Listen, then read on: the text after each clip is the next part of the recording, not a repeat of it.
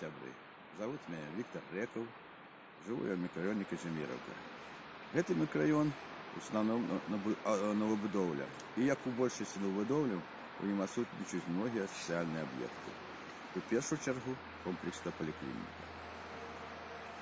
Жыхары нашего микрорайона, а гэта в першую чаргу пенсіянеры і маладыя сем'і з дзецьмі, павінны ехаць да лекараў у розныя раёны горада.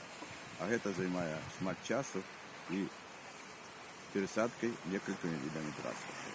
Эту проблему треба как можно быстрее решать. И в генеральном плане застройки микрорайона поликлиника подогледжена.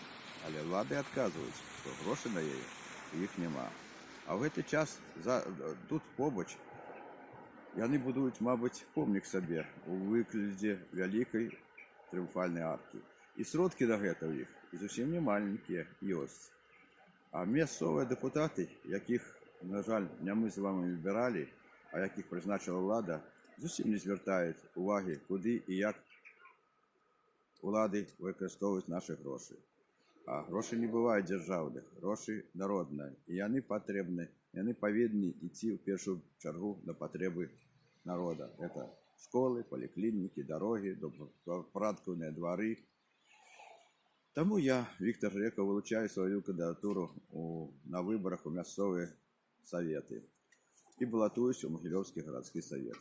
Калі вы падтрымліваеце мои погляды, закликаю вас прийти и проголосовать у неделю 18 лютого за мяне.